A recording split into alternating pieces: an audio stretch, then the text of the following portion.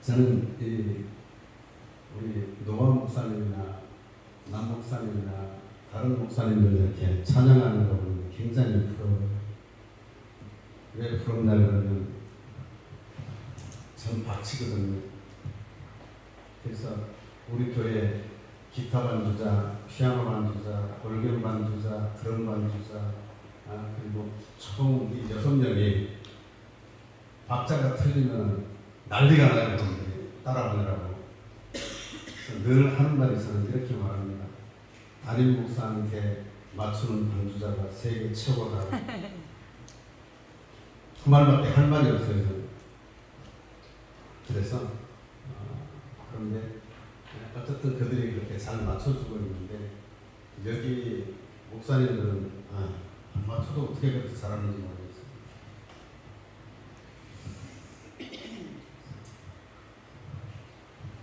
자, 우리가 기독교 그러면 보통 신비의 종교, 찬송의 종교, 뭐 여러 가지로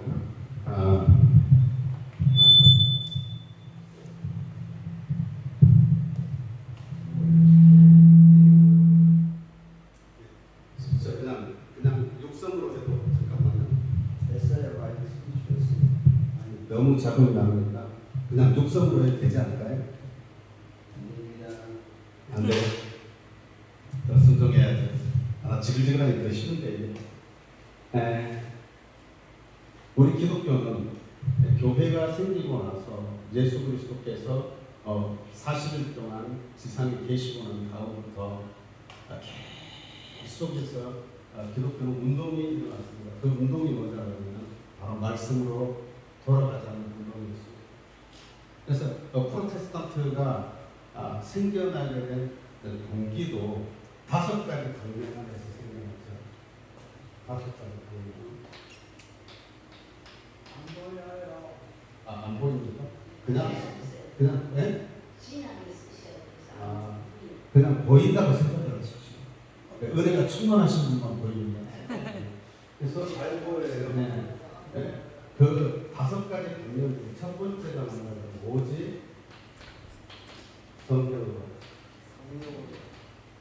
오직 성경으로. 오직 말씀으로, 오직 믿음으로, 오직 성경으로. 오직 영광으로. 솔라 스크립처라. 그래서 성경으로 돌아가자. 그 다음에 잘 알고 있네요. 그 다음에 뭡니까? 오직 믿음으로. 오직 믿음으로. 네. 그 다음에 오직 은혜로. 그 다음에 오직 예수 그리스도. 그리고 하나님의 영광을 위하여. 솔라 데우 피데. 자, 이 5가지 슬로건을 걸면서 기독교가 출발을 하게 됩니다. 1560년에. 자, 그런데 다른 거는 다 괜찮아요. 기독교가 오직 믿음으로 굉장히 잘 되고 있습니다. 그리고 오직 은혜로. 이거 한국 기독교인들은요, 오직 은혜로 하면은 자다가도 일어나서 은혜가 거짓말 안 해요. 근데 오직 예수 그리스도 여기서부터 조금씩 건드려야 됩니다. 오직 예수. 말은 오직 예수인데 그 안에 내면에 들어가면은 요 안에 한국 기독교의 최고로 그 악한 것이 하나 심겨져 있는데 뭐냐면 유교입니다. 그래서 한국 기독교는 넓게 아무리 파고봐도 유교적 기독교밖에 안 돼요. 그래서 권사님들도 날 잡아서 이사 가야 되고 군학 가야 되고. 그래서 이 부분에 있어서 상당히 그 다음에 하나님의 영광을 위하여 이거는 뭐 그냥 제껴둡니다. 이거는 뭐 그냥 제껴두고 한국에서 가장 지금 문제가 되고 있는 게 뭐냐면 자, 우리 지금 한국에 살아있는 예수가 몇 명이나 될까요? 공식적으로 지금 42명입니다. 거기에 여자 예수가 8명이랍니다. 자, 이들은 이렇게 주장을 합니다. 2000년 전에 예수가 남자로 왔으니까 2000년 후에는 예수가 여자로 와야 된다. 자, 이렇게 주장을 하면서 8명의 예수 그리스도가 지금 한국에서 완전히 독수리 날개치듯이 지금 그리고 사실 지금 동방교 같은 경우에는 교주가 여자인데 하루에 서울에서 발행되고 있는 일간지에 하루에 그 광고, 자기들 광고만 얼마씩 소비하냐 그러면은 450만 원짜리를 8개 일간지에 앞에다 계속해서 하루에 하나씩 내고 있어요. 그러면서 그들이 안 되고 있는 게 뭐냐면 바로 이 부분입니다. 오직 성경으로. 자, 카톨릭은 2023년 올해가 23년이고 22년에 교황 바울 2세가 지금 교황이죠. 피어스인가요? 이 사람이 선언을 했습니다. 기독교는 예수 없이도 구원받을 수 있다라고 선포를 했습니다. 그리고 2001년도에는 뭐라고 선포를 했냐면 예수 안 믿어도 천국 갈 수 있다. 선한 일만 하면 된다. 그래서 살아있는 자가 죽은 자를 위하여 기도하면 모든 것은 해결됩니다. 예? 천주교에서 카톨릭이라고 제가 말씀드렸습니다. 카톨릭이나 천주교나 같습니다. 그래서 오직 성경으로 요 부분에 대해서 가장 문제가 많이 됩니다. 예수 그리스도의 기독론에 대해서는 문제가 되지만 그래서 오직 성경으로 해서 4가지 원칙이 있죠. 4가지 원칙이 있는데 이 4가지를 지켜야 되는데 이 4가지를 상당히 좀 한국에 있는 기독교인들이 문제가 심각합니다. 그래서 첫 번째가 뭐냐 그러면 가감 불가의 원칙. 가감 불가. 더하거나 빼면은 안 됩니다. 그래서 우리 한국에 있는 지금 많은 예수들이 지금도 주장하고 있는 게 뭐냐면 모든 성경이 나를 가르치고 있다.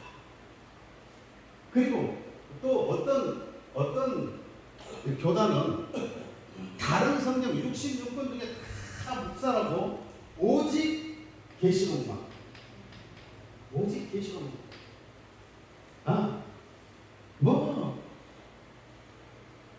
그래서 이러한 이 문제를 가지고 있어서 가감 불가. 그 다음에 두 번째가 사해 불가가 있습니다. 사해 불가라는 것은 뭐냐면 사사로이 해석해서는 안 됩니다.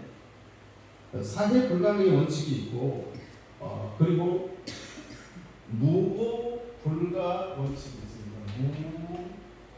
무오 불가. 성경은 오류가 없습니다. 그리고 네 번째로 있어야 될 게 불금 불가의 원칙입니다. 불금 불가. 이거 무슨 뜻이죠?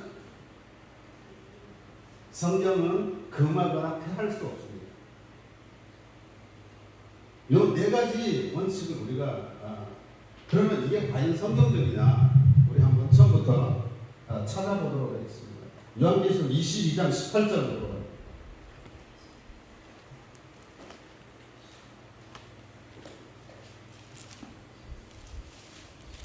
지금 서론에서 끌어나가고 있습니다. 요한계시록 22장 18절 19절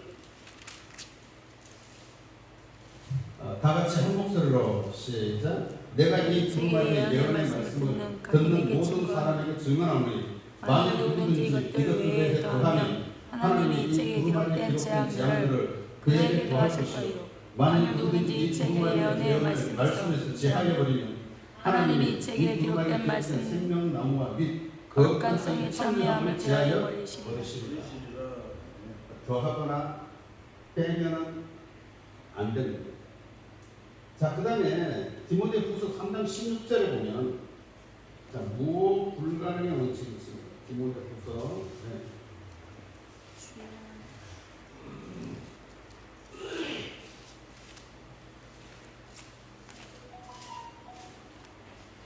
자, 디모데후서 3장 16절 다 같이 시작. 모든 성경은 하나님의 감동을 된 것으로 교훈과 책망과 바르게 함과 교로 교육하니 유익하니 하나님의 감동으로 기록된 것, 즉 기록자가 하나님이시기 때문에 오류가 있으면 안 됩니다. 아멘. 성경은 만약에 오류가 있다 그러면 이것은 하나님의 말씀이 될 수가 없습니다. 자, 그리고 사해 불가능의 원칙 베드로후서 1장 20절입니다. 베드로후서 1장 20절.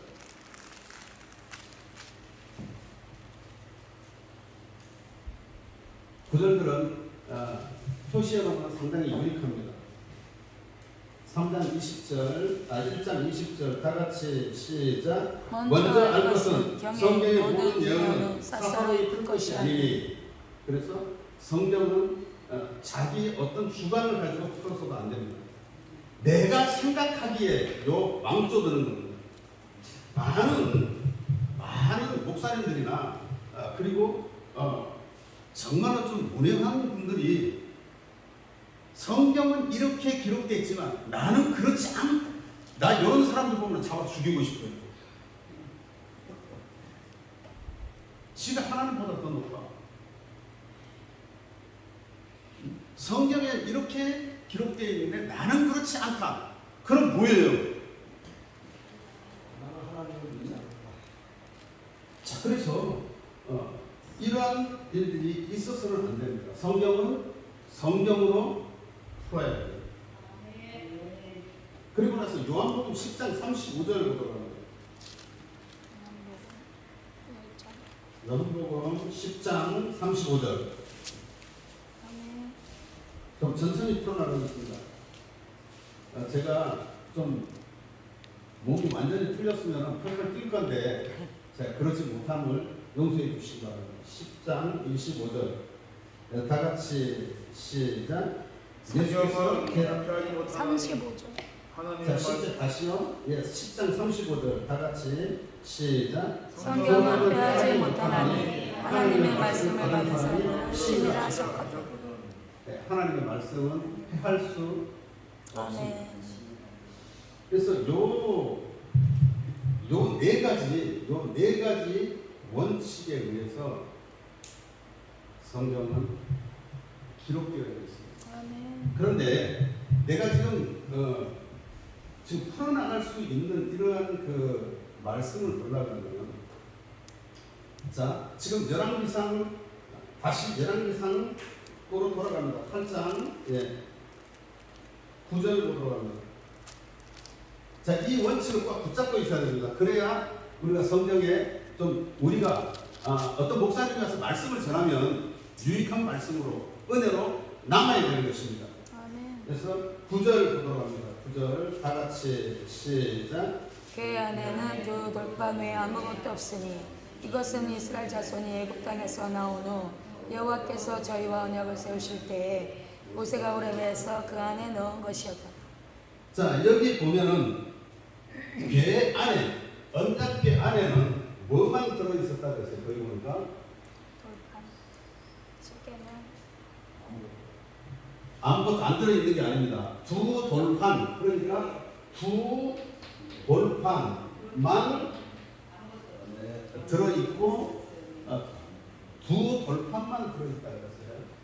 두 돌판만 들어있다 그랬어요. 자, 그러면 한 절 더 보도록 합니다. 히브리서 9장 4절 보도록 하겠습니다.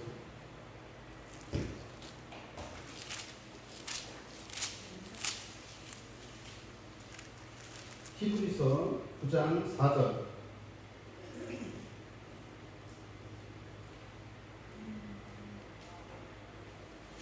찾으셨으면 아멘. 아멘. 다 같이 시작. 금양노와 사면을 금으로 싼 언약궤가 있고 그 안에 만나를 담은 금 항아리와 아론의 쌍난 지팡이와 언약의 비석들이 있고. 아멘. 자, 히브리서에는 분명히 그 안에 돌판과 그 다음에 만나와 쌍난 지팡이가 아론의 쌍난 지팡이가 들어있다고 했습니다. 자, 히브리서에는 분명히 세 가지가 들어있다고 했고 열왕기상 8장 9절에는 두 돌판 외에는 들어있지 않다고 했습니다. 자, 그러면 제가 앞에 분명히 말씀드렸습니다. 성경은 오류가 없다고 했습니다. 자, 그러면 열왕기상과 히브리서 중에 어떤 게 오류입니까?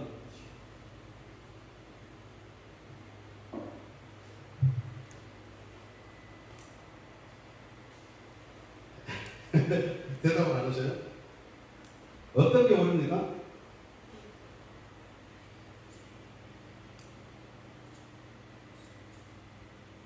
분명히 열왕기상에는 언약궤 안에 두 돌판에는 아무것도 없다고 기록되어 있고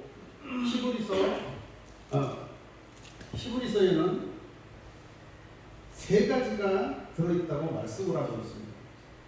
자, 근데 우리가 지금 이러한 것만 그런 것이 아니고 성경에는 여러분들이 읽다 보면은 이런 난해한 구절들이 좀 많습니다.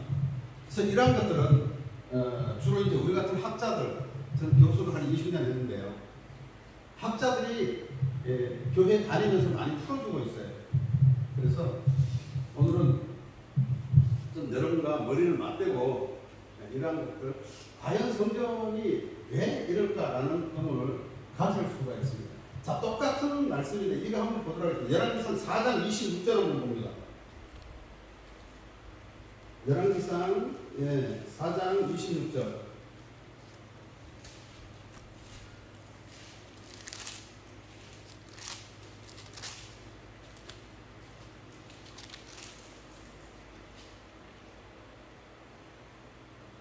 찾으셨으면 아멘.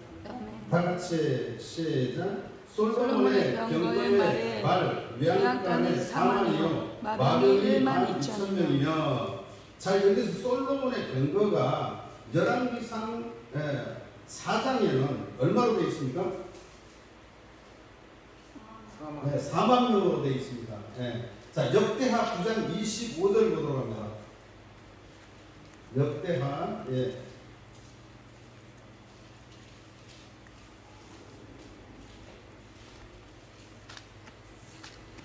역대하 9장 25절.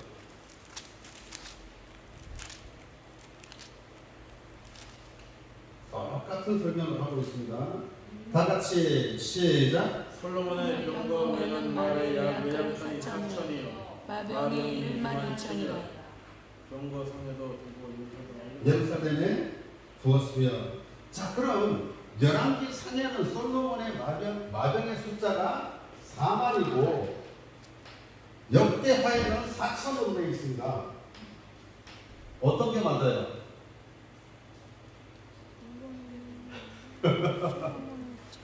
분명히 뭔가 하나는 틀릴 것 같죠, 여러분요? 응?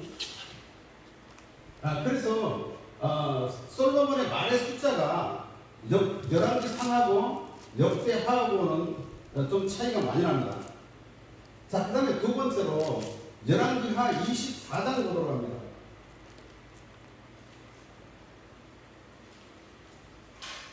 열왕기하 24장 8절을 보도록 합니다.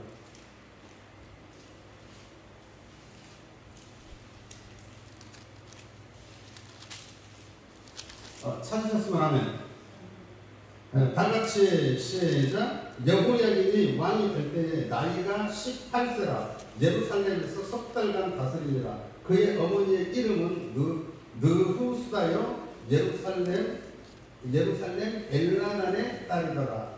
자, 여기서 보면은 여호야긴의 나이가 18세에 왕으로 등극했습니다. 자, 그러면은 역대하 36장 보도록 합니다.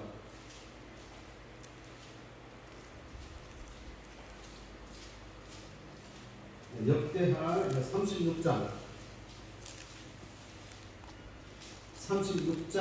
9절 보도록 하겠습니다.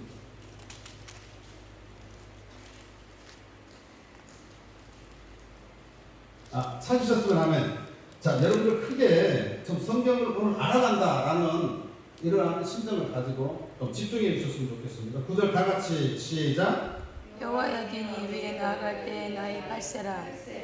예루살렘에서 석 달 열흘을 치리하며 여호와 보시기에 악을 행하였더라. 아멘. 자, 열왕기 상에는 여호야긴이 왕을 등극할 때가 18세로 되어 있습니다. 근데 역대하에는 몇 살로 되어 있죠? 8세. 네, 8살로 되어 있습니다. 몇 살? 그렇다면 과연 몇 살에 여호야긴이 왕으로 등극했을까요? 18살. 7살이요? 18살. 18살이요? 그러면 역대하에는 나오는 말씀은 어떻게 된 겁니까?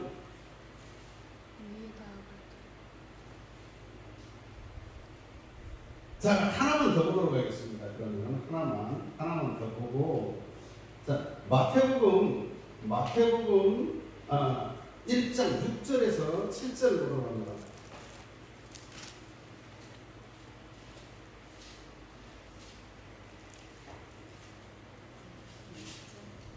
자, 마태복음 1장 6절에서 7절 시작. 이새는 다윗왕이 나옵니다. 다윗은 우리아의 아내에서 솔로몬을 낳고, 솔로몬은 르호보암을 낳고, 르호보암은 아비야를 낳고, 아비야는 아사를 낳고.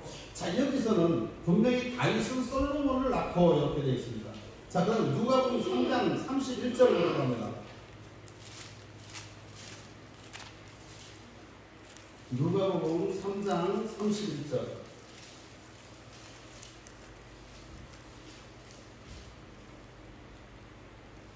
다 같이 시작. 그 위는 엘레야요, 그 위는 멘나요, 그 위는 마따다요, 그 위는 나단이요, 그 위는 다윗이요. 다윗의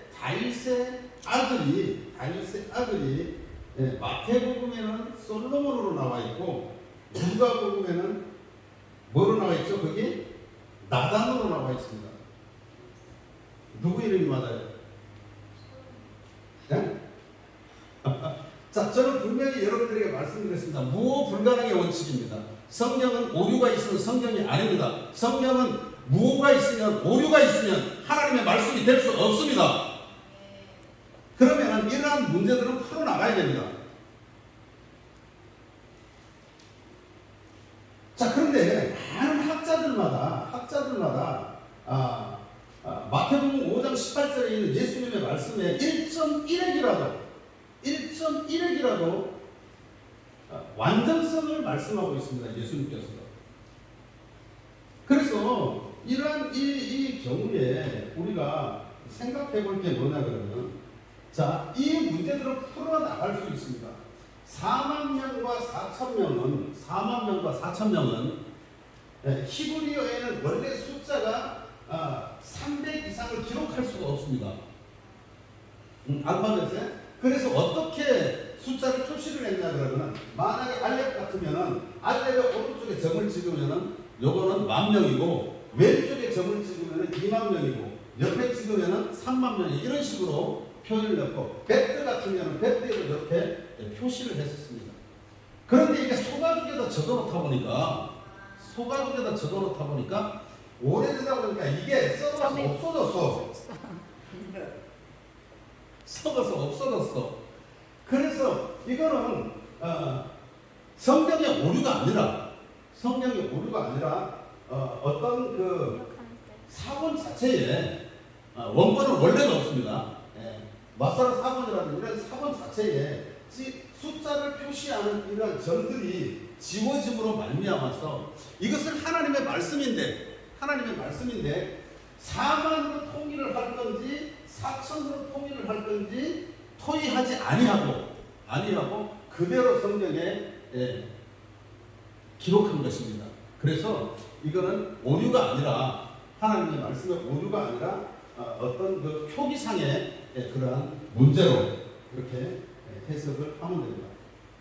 자, 그 다음에 역시 8세와 18세도 마찬가지입니다. 이런 것들은 이제 적는 과정에 있어서 필사본들입니다. 필사하는 과정에 있어서 18세를 8세로 이렇게 옮겨 적는 과정에서 누락될 수가 있습니다. 그래서 원본이 오류가 아니라 옮겨 적는 과정에서 누락된 것입니다. 자, 그 다음에 마태복음에는 솔로몬인데 마태복음에는 솔로몬인데 왜 누가복음에는 나단으로 되어 있느냐라는 문제는 그 당시에 유대인들은 가장 왕통을 엄청나게 소중하게 여겼습니다. 그래서 예수 그리스도도 계속해서 어떤 왕통을 이어가는 다윗의 왕위를 이어가는 그러한 혈통이 아니라 왕통을 이어가는 그러한 왕의 어떠한 통제로 이어나갔기 때문에 그는 솔로몬을 왕으로 받고, 자, 그 다음에 누가복음은 로마인들을 위해서 쓰여졌습니다. 그래서 누가가 로마의 장관이었던 그분에게 올리면서 했는데, 로마인들은 뭘 중요하게 여겼냐 그러면은 바로 혈통입니다. 그래서 왕통이 아니라 혈통적으로 봤을 때 다윗의 셋째 아들이 나단이었기 때문에 나단을 올려놓은 것입니다. 자, 그러면 이거는 이런대로 이제 풀린다고 생각을 하면 되는데, 문제는 제가 여러분들에게 드렸던 이 처음에 있었던, 자, 열왕기상 8장에 있는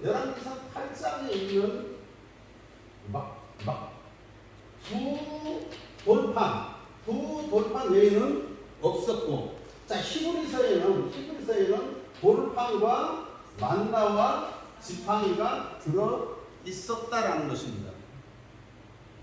그러면 요 열왕기상과 히브리서 두 성경을 놓고 봤을 때 이 문제를 우리가 풀어나가야 됩니다. 왜냐 그러면 지금처럼 어떤 필사본이 잘못된 것도 아니고 점을 잘못 찍은 것도 아니고 이것은 분명히 정상적으로 기록된 성경이에요. 히브리서나 열왕기서나. 자, 그러면 하나님께서 이 문제를 갖다가, 자, 이런 것들을 그렇게 풀어나가는데, 제가 하나 소개를 더 하고 넘어가도록 합니다. 이거 내가 빼먹으나 자꾸 시간에 어떤 민원이 들어왔어요. 자, 성경에는 요거 한 구절만 여러분 찾고 소개하고 다음으로 넘어가도록 합니다. 자, 민수기서 한번 보도록 합니다. 네, 민수기서 11장 15절 보도록 합니다.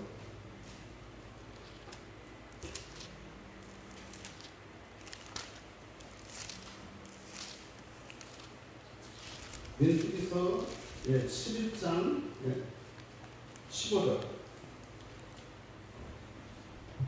다 같이 한 목소리로 시작.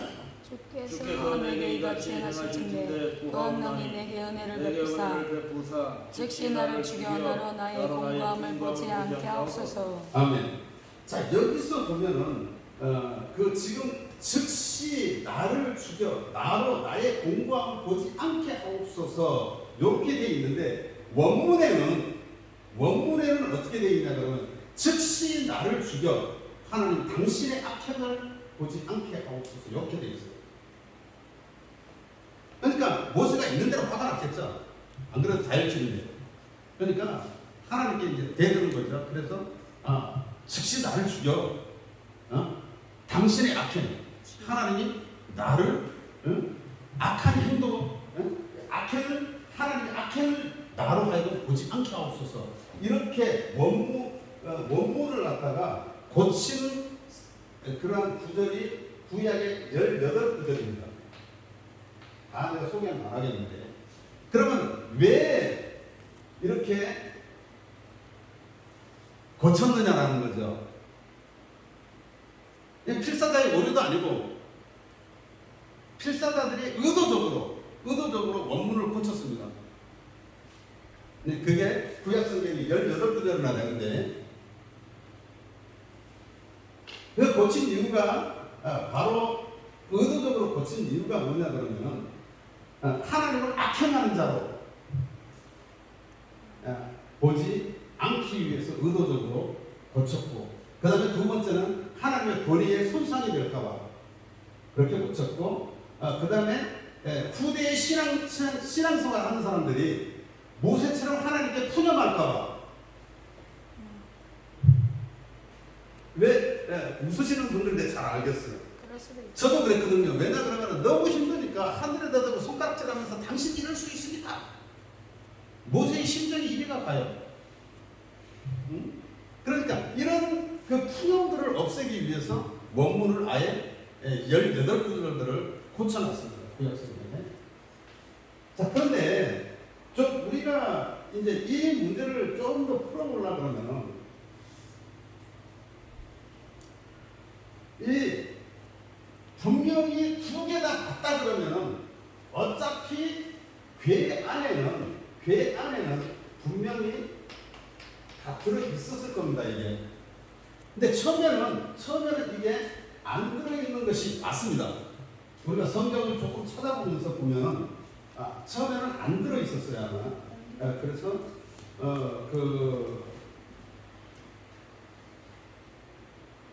조금 더 이제 조금 줄이기 위해서 내가 이걸 안 찾고 그냥 이제 좀 넘어가겠는데. 목사님 편하게 하셔요.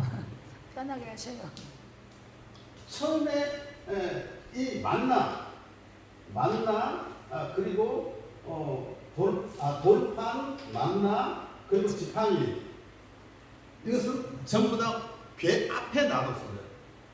괴 앞에 놔뒀는데 이 지금 열왕기상부터 처음에 모세가 시내산에서 돌판을 만들어서 괴에 넣을 때부터 지금 열왕기상까지 오는 데는 거의 600년이 걸렸어요. 자, 600년 동안 이 법궤는 수도 없이 돌아다녔어. 블레셋으로 갔다가 그냥 수도 없이 돌아다녔어요. 그러니까 그렇게 많이 돌아다녔는데 그 돌아다니면서 이것을 조금이라도 인간이 좀 그 정성이 없이 하거나 잘못 다루게 되면 그 즉시로 하나님께서 치셔가지고 다 죽었단 말이에요. 그래서 감히 손도 못 대는데 이렇게 600년 동안이나 옮겨 다니는 동안에 너무 하니까 아마 이 안에다가 다 집어넣었을 겁니다. 제사장들이 집어넣고 이것을 이제 메고 다녔단 말이에요. 메고 다녔는데 히브리서가 기록될 때는 벌써 시내산에서부터 거의 1000년이 흘렀습니다. 1000년이 흐르는 동안 도대체 이 안에가 뭐가 들어있는지 확실하게 본 사람이 없어요. 그래서 주로 학자들이 뭐라고 생각을 하냐면 유전이었을 것이다 라고 생각을 많이 합니다. 근데 만약에 유전이 성경을 대신한다 그러면 성경이 아니죠. 그러면 확실하게 히브리서에 있는 말씀도 맞습니다. 세 개를 다 집어넣었어요. 넣었는데 그러면 열왕기상에 있는 말씀처럼 돌판 외에는 없었다. 자, 두 가지로 추론할 수 있습니다. 하나는 누가 꺼냈거나 그 다음에 두 번째는 하나님이 없애버리셨거나, 두 가지로 우리가 추론해 볼 수 있습니다. 근데 첫 번째는 우리가 맞지 않는 게 뭐냐면 그거 쳐다보기만 해도 6만 명이나 죽었는데 손대 감히. 자, 그러면 이 안에 있었던 지금 없는 게 뭐 없습니까? 지팡이와 만나가 없습니다. 돌판 외에는 아무것도 없었다 그러니까. 그러면 하나님께서 이 지팡이와 만나를 없애버리신 이유가 있을 거라는 거죠. 인간은 감히 손 집어넣어서 그 꺼냈다가는 죽고 못 삽니다. 그래서 우리가 하나님께서 오늘 여러분과 제가 정말로 깊이 생각해 볼 게 뭐냐면 이 두 돌판 하나님의 말씀만 남겨두고 지팡이와 만나를 없애려는 이유를 우리가 좀 보면서 이제 은혜 받는 것입니다. 이 지팡이는 어떤 지팡이였습니까? 우리가 잘 알고 있어요. 이 지팡이는 누구의 지팡이였어요? 네? 자, 지팡이가 처음에는 누구의 지팡이였어요? 모세의 지팡이였죠. 자, 모세가 처가살이 40년 동안 하면서 양치는 지팡이예요. 이거 다른 거 아닙니다. 처가살이 40년입니다. 거기에서 쳤던 이 지팡이를 하나님께서 내 지팡이를 잡고 애굽으로 가라 그랬습니다. 자, 가라 그럴 때 하나님께서 모세에게 새로운 식무기를 주거나 아니면 어떤 군대와 어떤 이들을 통해서 엄청난 군대 전혀 지원도 없이 딸랑 지팡이 하나 딱 하나님께서 말씀하시기를 네 손에 들고 있는 게 뭐야 그랬습니다. 그랬더니 지팡이입니다. 그래, 내가 너와 함께 하겠다. 그 지팡이 가지고 이집트로 가라 그랬어요. 내가 너와 함께 하겠다. 그리고 요 지팡이 가지고 가라 그랬어요. 자, 여기서부터 그 시점부터 이 지팡이는 어떤 지팡이가 아니라 기적의 지팡이가 됩니다. 맞습니까? 네. 그래서 이 지팡이가 던지면 뱀이 돼. 그리고 더 신기한 거는 애굽 술사들이 만든 뱀도 잡아먹어. 꼬리를 잡으면 다시 지팡이가 되죠. 그리고 이 지팡이로 나일강물을 치면은 애굽 온 땅에 피로 변합니다. 그리고 이 지팡이가 다시 홍해 앞에 있었을 때는 어떻게 됐죠? 그냥 갈라졌어. 지팡이를 홍해를 쳤습니까? 아니면 폈습니까? 내밀었어요. 내밀었죠. 자, 이 지팡이로 말미암아 홍해가 갈라지는 역사가 일어납니다.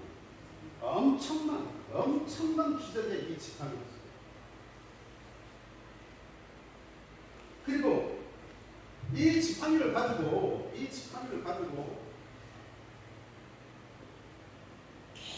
계속해서 기적을 일으켰는데 이것을 우리가 보통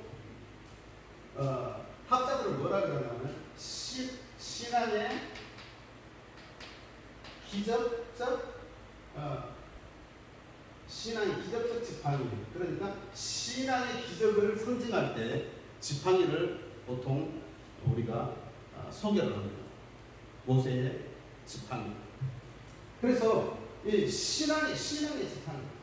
이거 요즘에도 이거 많이 필요로 느끼죠? 우리 선배들 이거 무지하게 많이 써먹었습니다. 엄청나게 써먹었어요.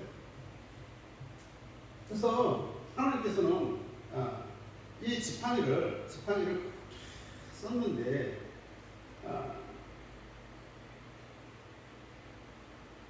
이 지팡이가 그렇게 능력을 많이 발휘하다가 갑자기 이 지팡이가 언제부턴가 모세와 아론의 손에서 사라지기 시작합니다. 그게 언제부터죠? 석을 치고 반석 치고 반석을 치고 난 후 반석을 치면 말씀 잘하셨습니다. 민수기 20장 11절로 들어갑니다.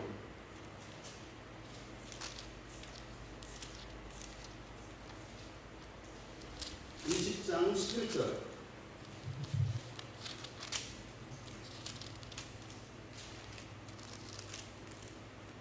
다 같이 시작. 그 손을 들어 그 지팡이로 반석을 두 번 치매 물이 많이 솟아나므로 회중과 그들의 짐승이 마시니라. 여기에서 10절에 모세와 아론이 회중을 그 반석 앞에 모으고 모세가 그들에게 이르되 반역한 너희들이여 우리가 너희를 위하여 이 반석에서 물을 내려 하고, 원래 하나님의 명령은 반석을 치라는 것이 아니고, 자 출애굽기에는 반석을 치라 그랬어요. 아멘. 근데 민수기에서는 반석을 치라는 것이 아니고 명령하라 그랬어요. 아멘. 근데 쳤어요. 물은 나왔어요. 자, 그리고 나서 이 반역의 지팡이로 사용되고 난 그 후로는 다시는 지팡이가 그 어떠한 이적도 일으키지 않습니다.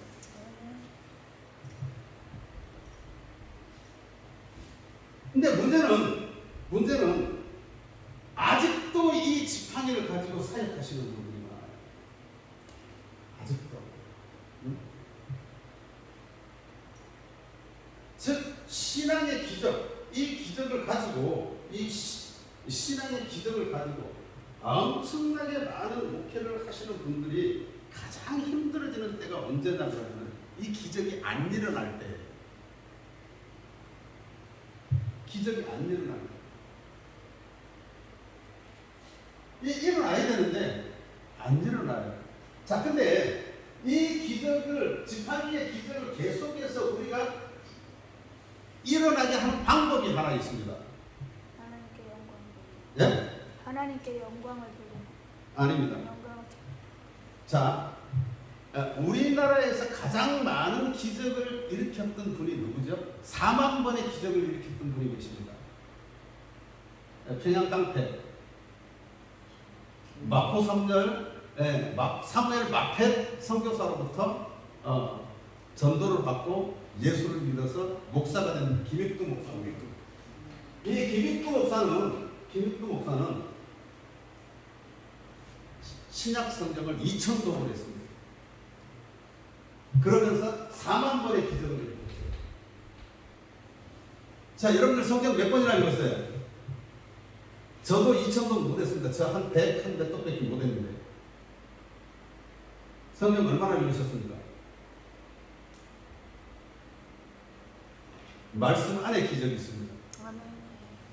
말씀이 떠나면, 말씀이 변질되거나 떠나면 그 즉시로 기적의 지팡이는 사라집니다. 주여 아멘. 김익동 목사는 2000독을 했어요. 이게 역사에 나오는 겁니다. 근데 우리는 성경 하나님의 말씀을 위주로 하는 것이 아니라 기도를 위주로 해서 기적을 일으키려고 해요. 자, 여기에 대한 성경의 교훈이 누구를 통해서 나오냐 그러면 바로 엘리야를 통해서 나옵니다. 자, 엘리야가 우리가 이렇게 보면 그 엄청난 기적을 일으켰던 사람 중에 하나입니다. 어느 날 이 엘리야 목사님은 이적과 기적 중심적인 사역을 시작했던 분이에요. 어느 날 이렇게 아합한테 와가지고 내가 입을 다시 열지 아니하면 비가 안 올 것이다. 다짜고 차이고 가버렸어요. 그런데 그대로 이루어졌습니다. 이루어졌고 그 다음에 또 갈멜산에 가서 850대 1로 승리도 했습니다. 그리고 나서 갈멜산에서 지중해를 향해서 기도하기 시작했죠. 맑은 하늘에 손바닥만한 구름이 올라올 때까지 8번이나 기도했습니다.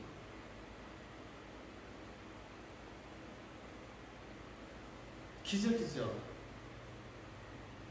엄청난 기적입니다. 자, 그런데 이러한 기적을 일으켰으면 분명히 이스라엘이 변화되어지고 이스라엘이 뒤집어질 줄 알았어요. 바알과 아세라 선지자 850명 죽여버렸으면 이스라엘의 바알과 아세라 종교가 없어질 줄 알았어요. 그런데 이러한 이 기적 속에서 뭔가 이루어질 줄 알았는데 안 이루어지는 거예요. 그러면서 오히려 자기 목숨이 위험해지는 거예요. 자, 엘리야가 엄청나게 좌절합니다. 하나님, 때가 지금 좋으니까 저를 죽여주십시오.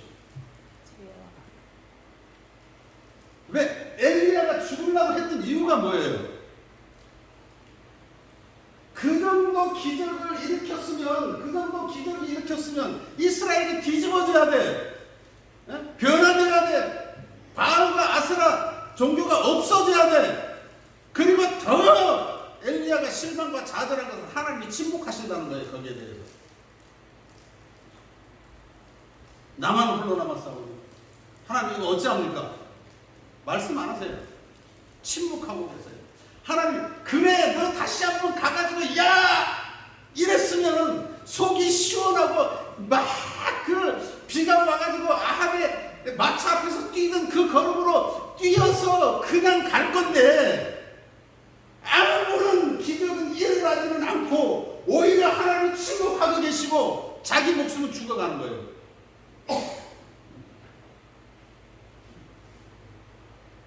이럴 때 하나님께서 이 엘리야를 치유하시기 위한 방법이 뭐였습니까? 말씀으로 치유하세요. 야, 너 뭐해? 다 죽고 나만 홀로 남았사오니 하나님. 죽겠다는 사람이 나는 그 이상한데 천사가 떡 만들어주니까 잘 먹더라고. 먹기를 왜 처먹어? 죽으라는 사람이. 하나님, 동굴 속에 들어가서 앉아 있는데 엘리야 다시 하나님의 음성이 들립니다. 야, 너 뭐해? 하나님, 나만 홀로 남았사오니. 그러니까 하나님께서 하시는 말씀이, 야, 너 말고도 7,000명이나 있어. 너 큰 난리의 기적 그냥 펄펄 뛰고 그냥 무슨 뭐 세상 뒤집어 놓을 것처럼 그렇게 하지 말고, 너 선지자 아니냐? 선지자 네 할 일이나 해. 가서 하나님 보고 왜 이거 안 해주냐고 난리 지기지 말고. 그래서 엘리야가 나와서 한 사역이 옵니다. 처음부터 제자 사역 시작합니다. 하나님의 말씀 들고. 그래서 길갈과 요단과 그리고 네 군데에 50명씩 해가지고 신학교 만들어 놓고 거기서 말씀으로 사역을 시작해요.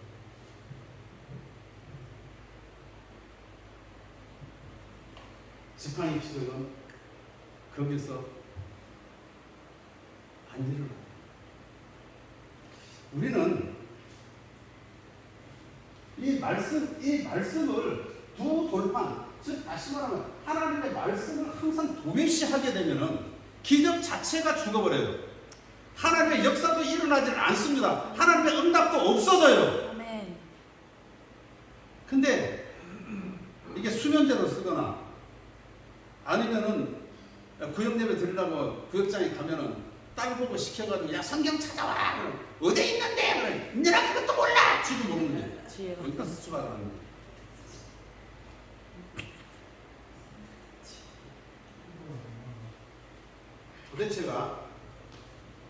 도대체가 우리는 말씀과 함께 살아가지 아니하면 아멘. 이 세상 좌절할 수밖에 없고, 아멘. 아멘. 그리고 기적 중심적인 이러한 신앙생활을 했다가는 언젠가 엘리야처럼 죽여달라고 기도하는 거예요. 자, 그러고 나서 엘리사 시대로 한번 넘어가 보자. 엘리사 시대로 넘어가면 이 엘리사는 엘리야의 갑절의 영감을 달라고 요구했던 사람입니다. 그랬더니 다른 사람, 엘리야는 총 기적을 몇 번 성경에 보면은 나오냐가 7번 나옵니다. 기적이. 엘리사는 몇 번 정도 기적을 일으켰죠? 갑절이죠. 네. 성경을 안 읽으면 이렇다니까. 성경에 보면 엘리사는 기적을 28번이나 해요. 14번이 아니라 엘리사는 기적을 28번이나 했습니다. 좀 깜짝이야.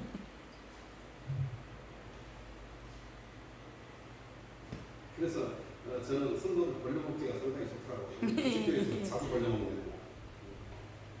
자, 그래서 이 엘리사가 이제 그 사역을 이렇게 하고 있었습니다.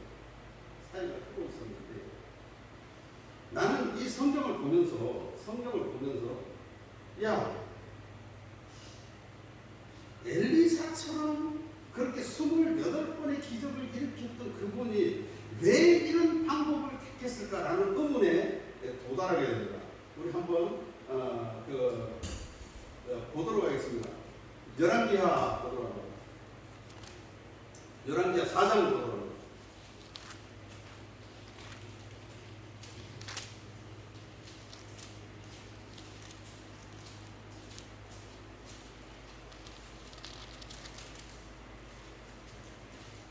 열왕기하 4장 29절에서 30절 보도록 합니다.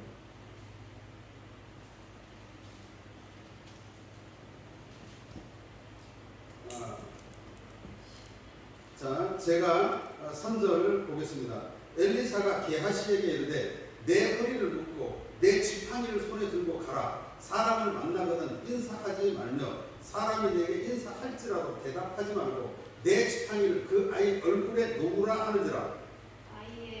자, 다 같이 시작. 아이의 어미가 가되 여호와 이 사심과 당신의 오늘 사심을 가리켜 맹세하노니 내가 당신을 떠나지 아니하리라. 엘리사가 이에 일어나 여인을 쫓아가니라. 31절 다 같이 게하시가 그들보다 앞서가서 지팡이를 그 아이의 얼굴에 놓았으나 소리도 없고 듣는 모양도 아니하는지라. 돌아와서 엘리사를 맞아 그에게 말하며 아이가 깨지 아니하였나이다 하는지라. 자, 28번이나 기적을 일으켰고 죽은 사람도 살려냈던 이 엘리사가 과부의 아들이 죽었는데 아마 그 과부의 아들을 살려내는 데 있어서 자신이 없었던 것 같아요. 그래서 뭐를 사용했어요? 지팡이. 모세의 지팡이.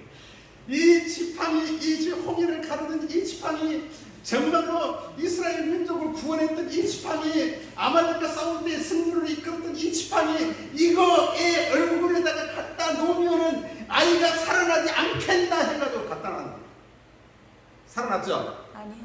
안 살아났습니까? 그거 참 이상하네. 아마 엘리사도 그렇게 자신만만하게 사역을 했었는데 사람의 생명을 살리는 데 있어서는 상당히 좀 두려웠던 모양이에요. 그래서 지팡이 갖다 놓고 살리려고 했는데 지팡이가 기적을 일으키지 않는 거예요. 자, 그래서 엘리사가 취했던 행동이 뭡니까? 기도하기 시작합니다. 아멘. 지팡이가 기적을 일으킬 게 아니다는 거죠. 아멘.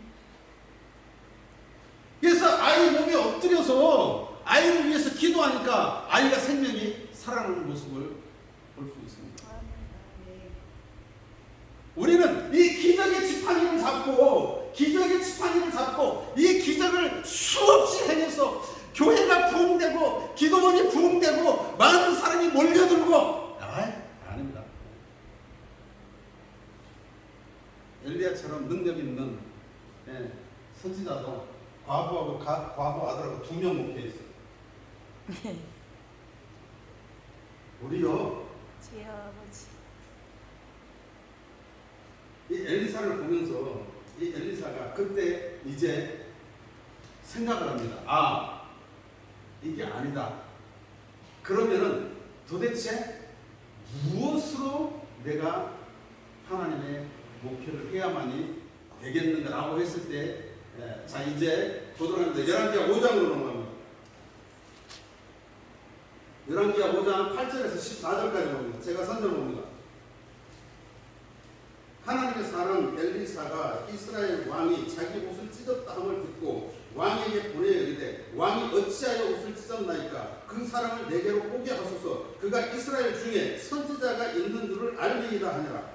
나아만이 이에 말들과 병거들을 거느리고 이르러 엘리사의 집문에 서니 엘리사가 사자를 그에게 보내어 이르되 너는 가서 요단강에 몸을 7번 씻으라 내 살이 회복되어 깨끗하리라 하는지라. 나아만이 노하여 물러가며 가로되 내 생각에는 저가 내게로 나왔어서 그 하나님 여호와 이름을 부르고 강처 위에 손을 얹으러 묻는 병을 고칠까 하였더라.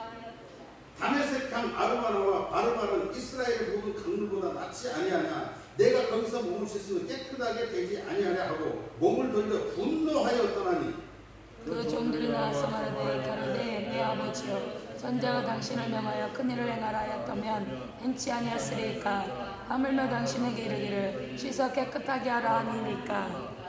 나아만이 이에 내려가서 하나님의 사람의 말대로 요단강에 7번 몸을 담그니 그의 살이 어린아이 살같이 회복되어 깨끗하게 되었더라. 아멘. 자, 지금 엘리사가 기적 중심적인 그러한 사역에서 말씀 중심적 사역으로 내려가는 모습을 볼 수 있습니다. 자, 나아만 장군이 누구냐 그러면은 다윗 시대에 이 아람이라는 나라를 쳐서 속국으로 만들었습니다. 자, 그런데 솔로몬이 왕국이 붕괴되면서 남부 왕국으로 바뀌면서 이스라엘 즉 북왕국에 아람이 속해 있으므로 북왕국이 아람을 다스렸어요. 자, 그런데 북왕국의 힘이 점점 약해지니까 아람이 독립운동을 시작을 합니다. 그래서 첫 번째 독립운동 시작해서 침략했는데 졌죠. 그러고 나서 힘을 길렀어. 두 번째 공격했습니다. 실패했습니다. 세 번째 공격에서는 승리했습니다. 이게 세 번째 공격에서 아합이 전사하죠. 자, 그러면서 아합이 전사하면서 아람이 독립국가를 이루게 됩니다. 독립국가를 이루는데 이 독립국가를 이루는데 최고의 공신이 나아만 장군이었어요. 근데 이 나아만 장군이 어떻게 될 건지 이 전쟁에 승리를 했지만 이스라엘과 전쟁에서 승리해서 독립국가 아람이라는 국가를 독립을 시켰지만 어떻게 된 일이 문둥병이 든 거예요. 그래서 이스라엘 침략할 때, 이스라엘과 전쟁할 때 거기서 조그마한 여자아이를 하나 잡아다가 계집종으로 이렇게 심부름시키고 그랬는데 어느 날 유전에 의하면 마누라가 화장실에서 똥 누고 있는데 계집아이가 와서 그랬대. 저 우리 주인한테 가면 저 병 고칠 수 있는데 그러니까 똥 싸다 말고 그냥 남은 장군한테 뛰어갔다 그러는데 그 아이의 말을 듣고 나만 장군이 갔습니다. 갔는데 그래도 아람의 최대 군대 장관, 국방부 장관 정도 되면 엘리사 사실 뭐 선지자라 그러잖아요. 오늘날의 목사인데 미국의 국방장관 와도 이동명 목사 안 만납니다. 뭐하러 만나? 그만큼 껍발도 없어. 근데 아람 미국의 국가의 국방장관이 와가지고 이렇게 오는데 쳐다보지도 않고 내려와보지도 않고 하는 말이 야 너 가서 강의 가서 7번 씻어. 있는 대로 성질 난 거예요.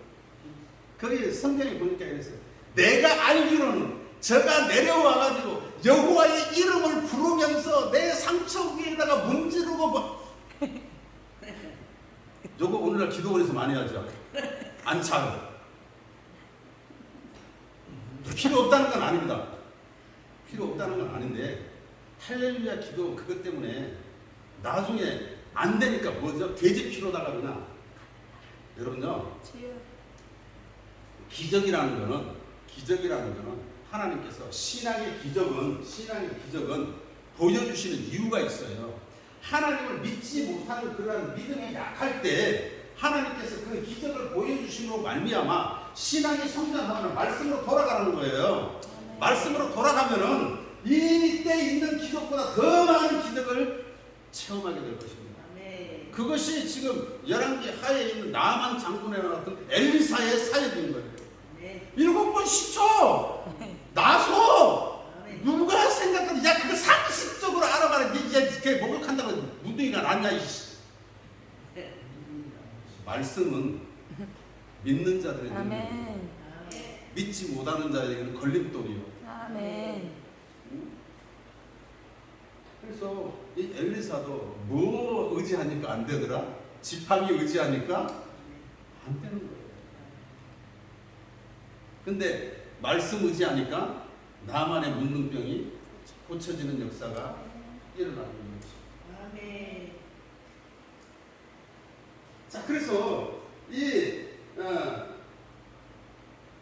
그러면은 이 지팡이는 어떻게 됐을까라는 거죠. 이 지팡이 지상에 남아 있을까 아니면은 이거 하나님께서 가져가셨을까? 분명히 이 지팡이는 궤 안에 없어요. 분명히 열왕기상 8장 9절에 보면 두 돌판 외에 하면 지팡이는 이미 없어졌습니다. 그러면 사람은 이거 꺼내지를 못했을 거라고요. 분명히 하나님이 꺼내셨을 겁니다. 자, 성경을 한번 찾아보도록 하겠습니다.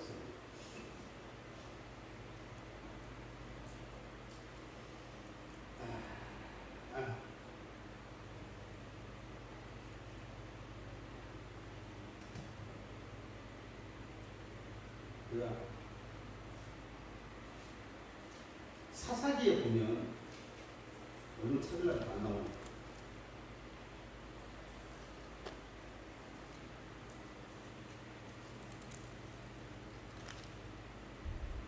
죄송합니다. 그냥 말씀만 전하겠습니다. 사사기에 보면은 사사기가 아니고 여호수아서에 보면은 하나님의 군대 장관이 지팡이를 잡고 나타납니다. 누구에게? 여러분들 찾으시기 바랍니다. 여호수아에게. 그러면서 하시는 말씀이 내가 모세와 함께 하였던 것처럼 내가 너와 함께 하겠다 하면서 천사가 지팡이를 잡고 있는 모습을 볼 수 있습니다. 자, 그렇다면 이 지팡이는 하나님이 가져가신 것으로 생각하십니다. 천사의 손에 잡혀 있으니까. 자, 그 다음에 만나 한번 보도록 합니다. 만나. 이 만나를 왜 없애버렸을까요? 만나는 뭡니까 이게? 예수. 만나 뭐죠 이게? 만나. 예수님 육신으로 자, 이 만나는 자, 이것은 지팡이는 신앙생활 속의 기적. 그 다음에 만나는 생활 속의 기적입니다. 생활 속의 기적. 신앙의 기적이 아니고 지팡이는 신앙의 기적이면 만나는 생활 속의 기적인 거예요.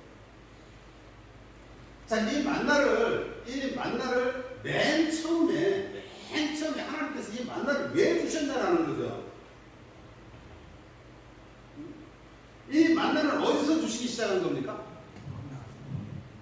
광야에서. 어디서요? 광야에서 주시기 시작한 거예요. 자, 이 광야에서 보니까 우리가 이 이스라엘 민족들이 계속해서 반역하는 거예요. 그들이 반역했던 이유가 뭘까요? 자, 첫 번째 이유는 가나안 땅에 가고 싶어서 출애굽한 게 아니에요. 이거는 억지로 나왔던 거예요.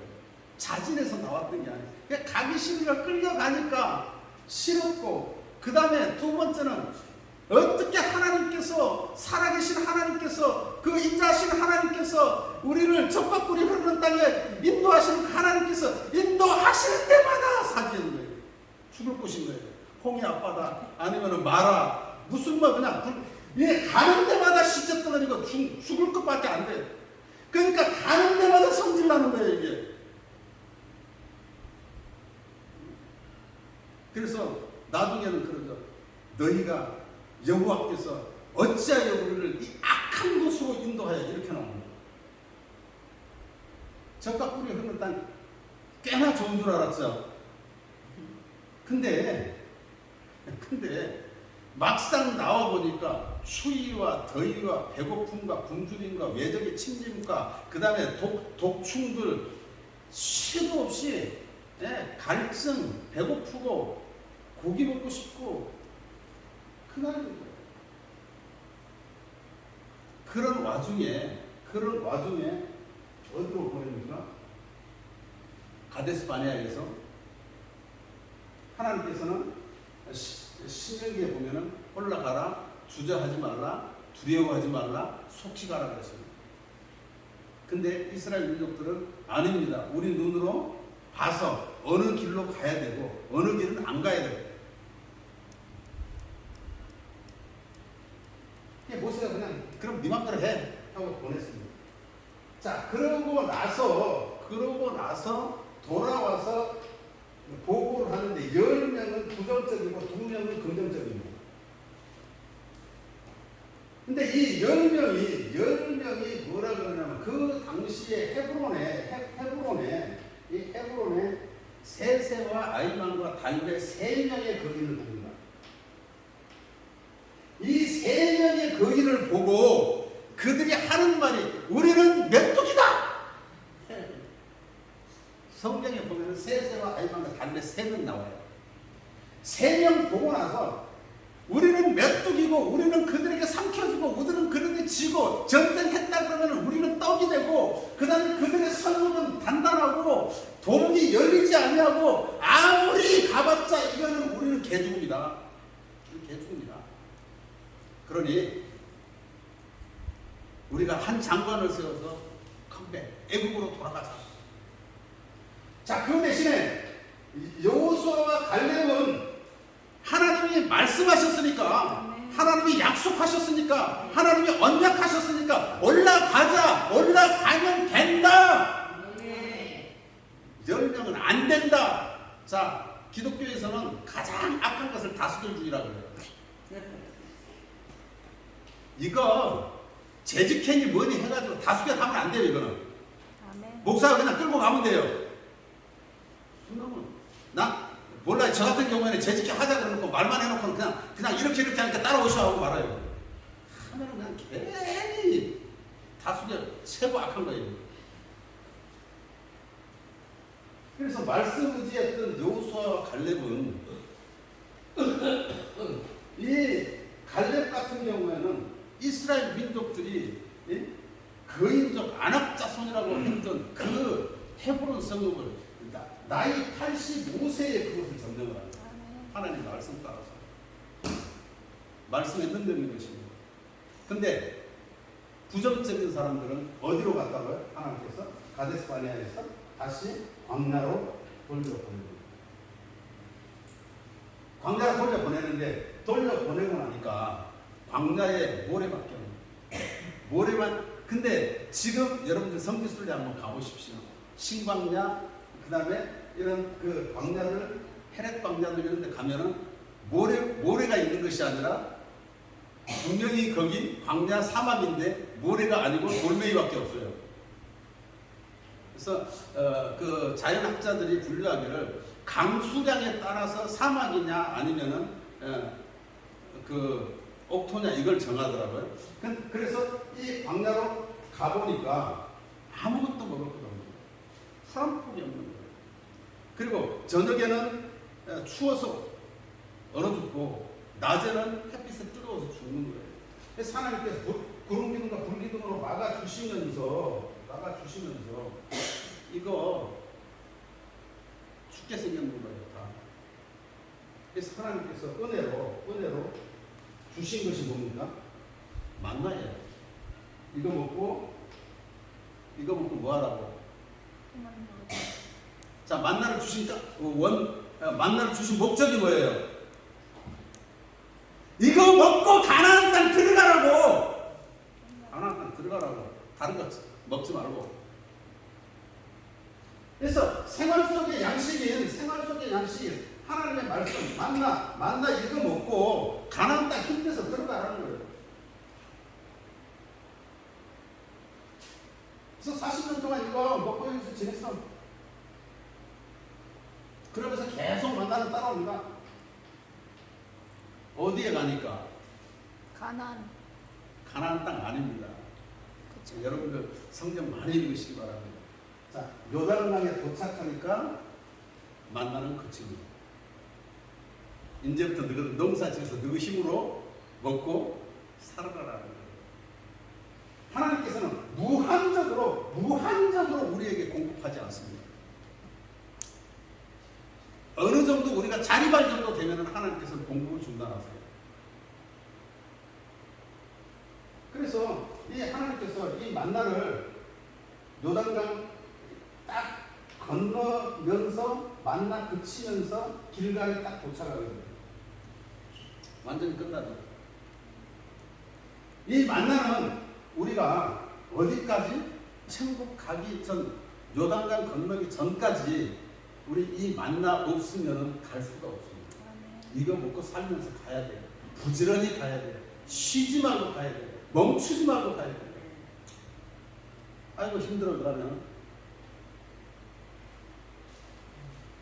그래서 하나님께서는 이 만나를 바로, 즉 다시 말하면은 위기적인 생활, 도무지 이것을 하나님께서 주시지 않으면은 죽을 수밖에 없는, 그리고 이것을 주지 않으면은 가나안 땅까지 들어갈 수 없는 상황에 이를 때에 하나님께서는 이 만나를 주심으로 말미암아 가나안 땅까지 갈 수 있는 힘의 원천을 만들어 주신 거예요.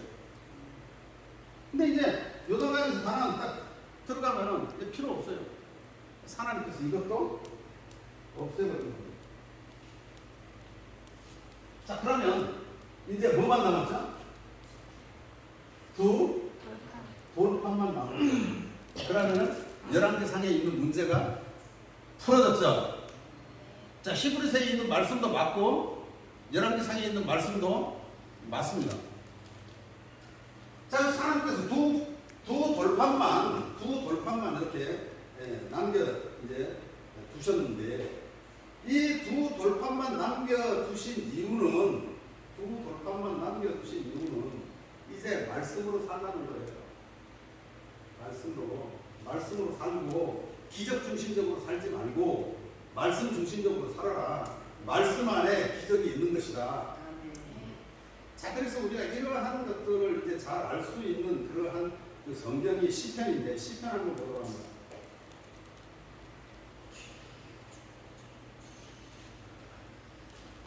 자, 시편 107편 보도록 합니다.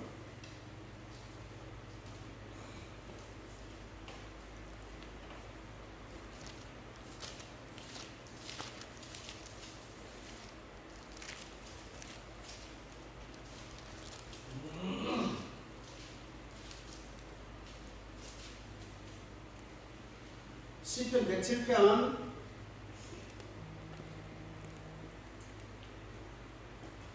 10절에서부터 보도록 합니다.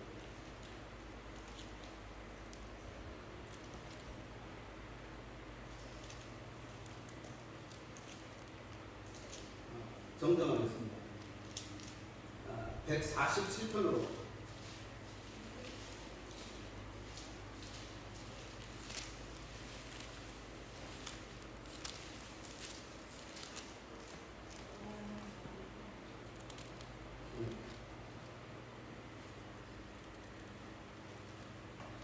자, 제가 14절에서 20절까지 제가 선을 보겠습니다. 내 경례를 평안하게 하시고 아름다운 밀로 너를 배불리시며 그 명을 땅에 보내시니 그 말씀이 속히 하늘리 도와 눈을 양털같이 내리시며 서리를 재같이 흩으시며 무박을 부수기같이 뿌리시나니 누가 능히 그 추위를 감당하리요. 그의 말씀을 보내사 그것들을 녹이시고 바람을 불게 하신 듯 물이 흐르는도다. 저가 그 말씀을 야곱에게 보이시며 그 인내와 기대를 이스라엘에게 보이시는도다. 다 같이 그는 그 어느 민족에게도 이와 같이 행하지 아니하셨나니 그들은 그의 법도를 알지 못하였도다. 자, 이 말씀에서 보면 여러분들이 이해가 안 될 거예요. 이해 안 되는 부분이 뭡니까? 지금 보니까 이렇게 말씀하고 있어요. 눈을 양털같이 내리시며 서리를 재같이 뜨시며 우박을 떡부스러기같이 뿌리시나니 누가 능히 그 추위를 감당하리요. 그의 말씀을 보내사. 자, 춥고 눈 오고 우박 떨어지고 이러면 하나님께서 무슨 뭐 불기둥을 보내주든지 난로를 보내주든지 히타를 보내주든지 해야 되는데 그 대책으로 뭘 보내셨다고요? 그걸 보니까 말씀을 보내주셨어요. 그래서 그 말씀을 보내사 추위를 어떻게 하셨다고요? 누구시고 예? 추위를 해결하셨다라는 겁니다. 우리는 이 말씀을 보면서 이 말씀 이제는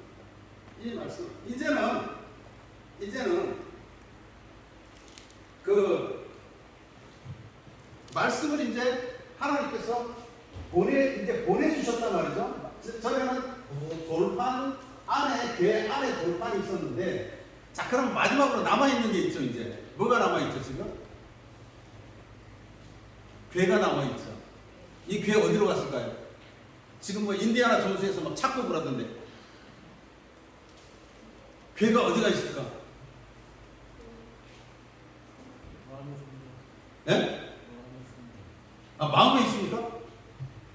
분명히 이거 지금 이스라엘 민족으로부터 시작해서 뭐 마사다 요새에 있다 어디에 있다 엄청나게 지금 찾고 있어요. 근데 지금까지 2000년 동안 못 찾고 있습니다. 느부갓네살이 예루살렘 포위 공격할 때 그때 이거 바벨론 군대에 의해서 불타버렸는지 아니면은 제사장들이 어디다 감췄다 그러는데 감췄는지 모릅니다. 이거. 성경은 분명하게 우리에게 해답을 주고 있습니다. 보도록 합니다. 요한계시록 11장 19절을 보도록 합니다.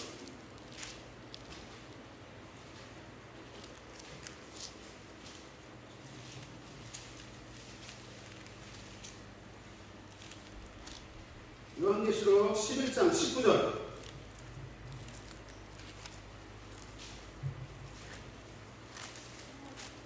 찾으셨으면 하면 다 같이 시작.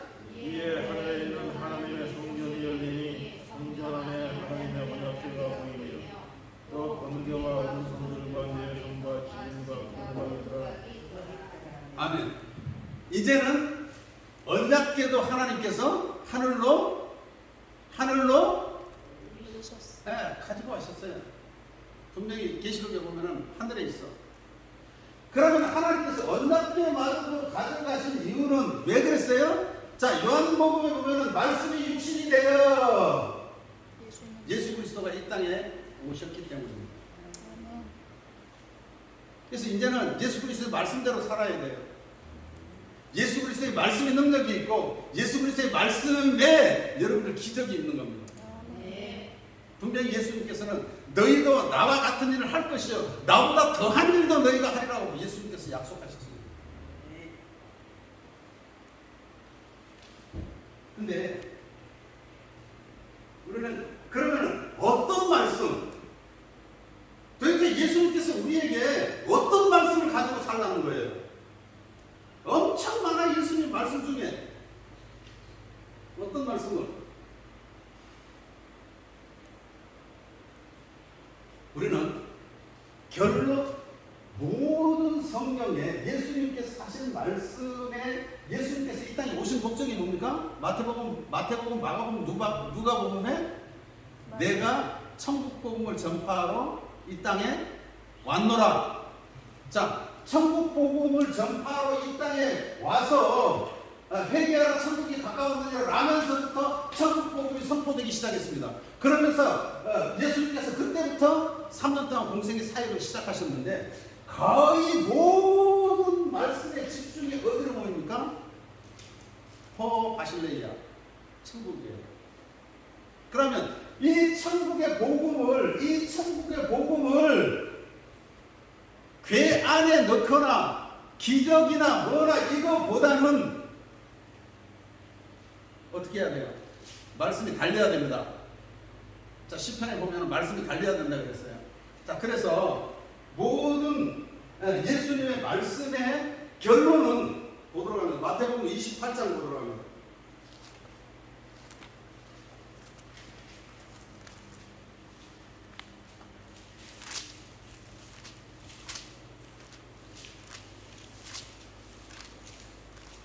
마태복음 28장 18절에서 20절 보도록 합니다. 다 같이 큰 소리로 시작. 예수께서 나와 말씀하여 주시되 하늘과 땅의 모든 권세를 내게 주셨으니 그러므로 너희는 가서 모든 민족으로 제자를 삼아 아버지와 아들과 성령의 이름으로 세례를 베풀고 내가 너희에게 분부한 모든 것을 가르쳐 지키게 하라. 볼지어다 내가 세상 끝날까지 너희와 항상 함께 있으리라. 뭐예요? 천국복음 전파해라라는 겁니다. 자, 마가복음 16장 보도록 합니다.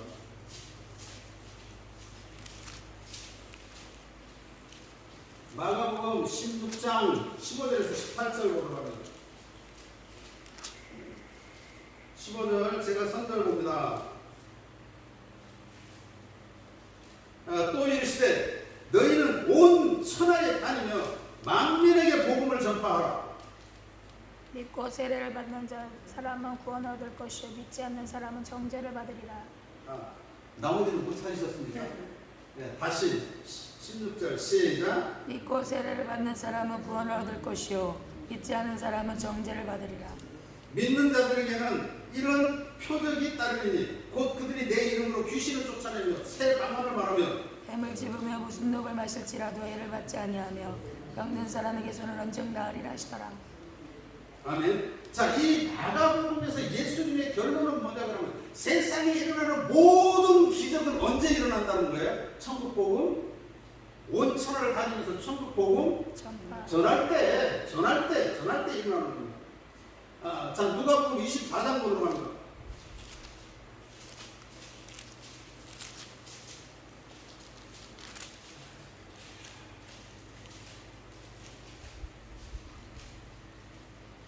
누가복음 24장 46절에서 48절을 보도록 합니다. 자, 제가 선전하면 또 이르시되 이같이 그리스도가 고난을 받고 제3일에 죽은 자 가운데서 살아날 것과 그의 이름으로 제사함을 얻게 하는 회개가 예루살렘으로부터 시작하여 모든 족속에게 전파될 것이 기록되었으니 다 같이 너희는 이 모든 일의 증인이라. 증인이라. 자, 사도행전 1장 8절.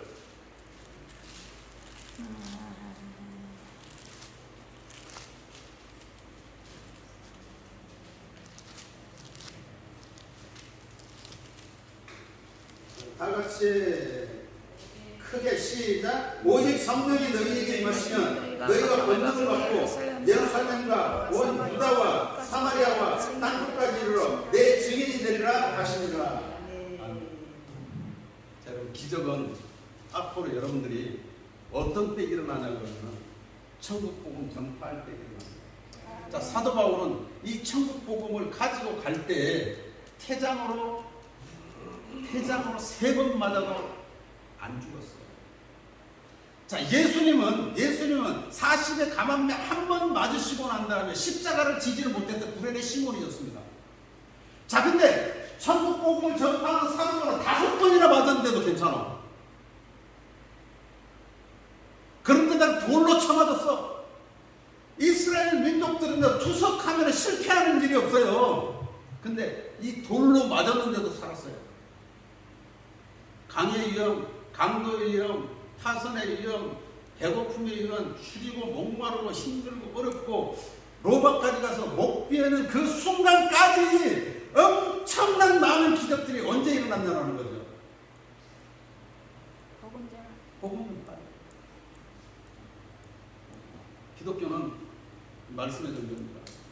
말씀을 전할 때 기적도 일어나고 말씀을 전할 때 주님께서 약속한 약속이 이루어집니다. 말씀이 완전히 다 전해지면 주님께서 재림하실 것입니다.